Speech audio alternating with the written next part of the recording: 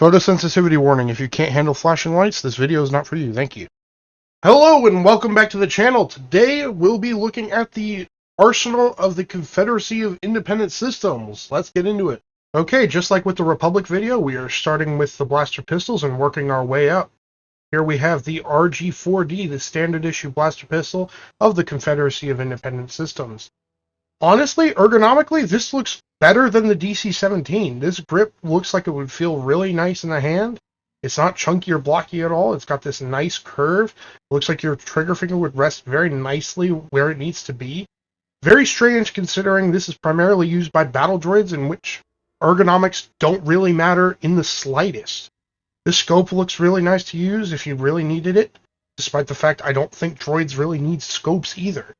All in all, a really good design of pistol that's honestly wasted on the battle droids. The RG-4D was rarely seen actually used during the Clone Wars by the droid army. It has 100 round capacity, it seems to be fairly accurate, and while it certainly is too bulky to be concealable, it isn't too bulky to be a good service pistol. It seems like the reason it's so rarely used is that droids don't get fatigued, and since they're strong enough to use the E5 one-handed, they typically don't need anything smaller. It's really strange that what looks to be an excellent pistol is being used by a group that doesn't need it and can't appreciate it. Next up, we have the E5 Blaster Carbine. This is a lot more fitting of what you would expect for a weapon designed to be used by droids. The handguard is blocky, but it doesn't need to have good ergonomics. It has this massive spade trigger on it, which, if a human was using it, would be uncomfortable and might lead to negligent discharge. But a droid can't negligent discharge, as far as I'm aware. So, honestly, this is what you would likely want. Ergonomics don't matter, so just focus on everything else. If evaluated under normal circumstances, the E5 would not be a very good blaster. The horrendous ergonomics and bulky design would make it rather unwieldy and really inconvenient to use. However, when evaluated as used by the droid army, it is a phenomenal design. A big selling point of this blaster is the cost. It has similar stopping power and capacity to the Republic equivalent DC-15A, which also has a 500 round capacity, despite only being roughly 1/3 of the cost to produce. It is seen used all over the Clone Wars and was likely one of, if not the most, produced blasters of the entire war. It is an excellent design for use by battle droids. The only real drawback of it is it would be kind of awful if organics had to use it, but that's not what it was designed for. Next up, we have the E5S Sniper Rifle. Ergonomically speaking, it's a bit blocky on the hand. Back here, it's a bit blocky up here. Again, used by battle droids, ergonomics don't matter. But if a human were to use this, yeah, you don't want to. It has this weird spade trigger again back here. The handguard is extremely blocky. If a human were to use this, it would not be comfortable. But for battle droids, it doesn't matter. By far, the CIS seem to have a more well put together sniper program compared to the Galactic Republic. They very clearly use the E5S as their standard issue. They don't wish-wash with a bunch of random stuff that they need to use for varying situations. They got what seems to be a decent sniper rifle, and they just use it. The CIS are stacking up pretty well so far. I really wasn't expecting that.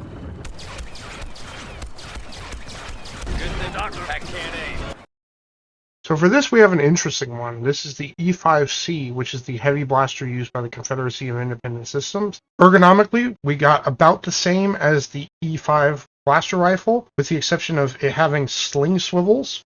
Still has that same spade trigger style of thing.